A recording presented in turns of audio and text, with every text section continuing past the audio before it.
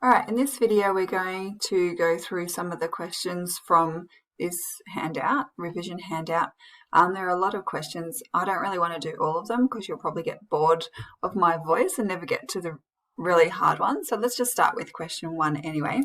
So we're looking at a line of best fit. So basically you'll have a scatter plot, and this one we haven't got the scatter plot drawn, but these values in the table will give you a scatter plot. I'm not going to plot the points because that's way too time consuming and not something that you'll necessarily have to do on your assessment. And my dogs have just joined me in the room. I don't know whether you can hear them panting. So let's just go to draw a line of best fit. And the easiest way to do this is on your calculator. So I'm going to get the calculator up. Let me just try to get it. Best, where are you? There you are. Okay, so we'll go to list and spreadsheet, and here we'll do the X and the Y, and just choose 2 points. So I'm going to use 0, 10. So we'll go 0, 10, and another point. You can use any point. Actually, sorry. I'm going to change my mind because I'm assuming every point is on the line. It's not on the line. So if you were just going to use 2 points, you'd need to use 2 points that were on the line of best fit. But since we don't have a line of best fit there, I'm going to have to use every single point on there. So let's just, and the dogs have left the room, which is good. See if we can minimize this a bit. No, I'm not going to move. Okay, so let's go back here. What have we got? 5. So we're going up by 5 on our X. So let's just quickly do that. Actually, I might pause while I do that and save time. Okay, so I've entered in all the values there, and hopefully I've done it correctly. Sometimes we do enter them incorrectly, so it's always a good idea to double check, and I actually did do it. I mean, obviously not while you were watching, but I had to go back and just check where I went wrong. All right, so now that we've got those values entered in, let's just go to add a page. So we're going to add data and statistics, and we'll do the X here and the Y here. Oh, now I can hear my son. It's so annoying. Analyze, and then regression, and show linear A plus BX. So you can see that the dots are pretty much in a straight line anyway. But the good thing about doing it this way is the regression equation is basically the same as the line of best fit. It just saves you having to do it by eye. So if you were doing this to 2 decimal places, it would be Y equals 10.08 plus 0.91x. So let's just go back here. So, oh, look at that. You can almost see it. So let me just see if I can, come on. So annoying when oh, seriously? Go away. There we go. When I record, everything just goes weird. Okay, there we go. All right, so it's a little bit smaller. Sorry about that. Let's make it bigger on this side. Oh, God, I can hear my dogs running around. Okay, so use the graph to estimate the length of the elastic when the mass attached weighs. So we've got the mass and the length of the elastic. So we've got Y is your length of the elastic and X is your mass. So we're just substituting in for X. So if you wanted to, you could go on to the calculator. Whoops, that's not a calculator. Let's just add a calculator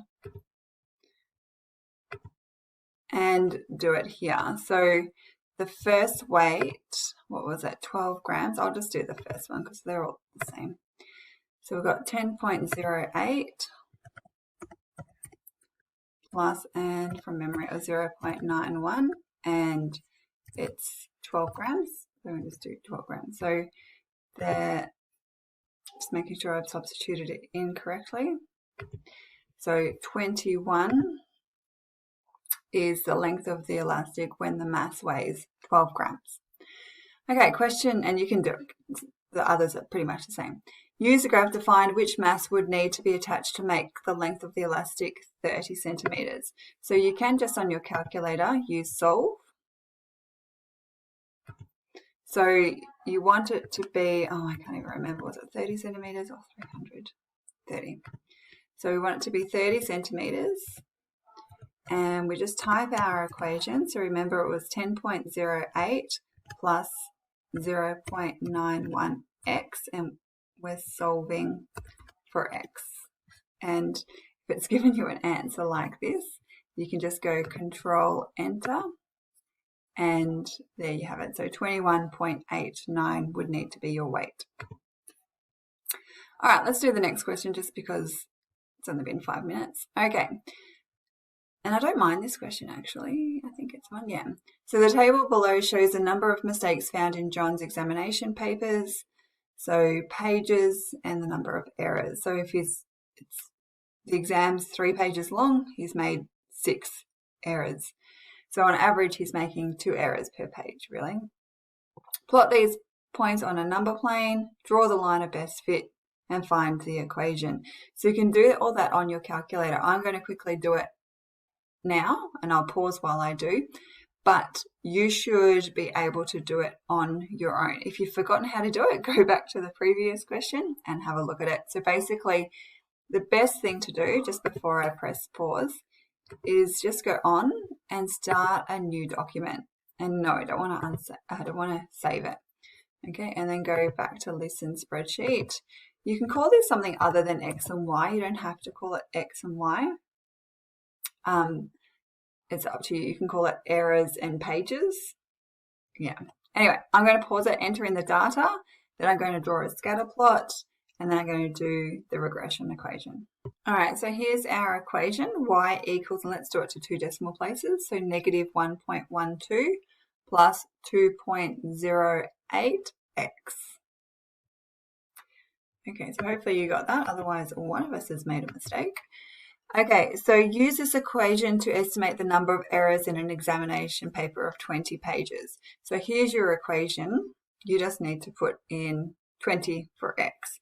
So negative 1.12 plus 2.08 times 20.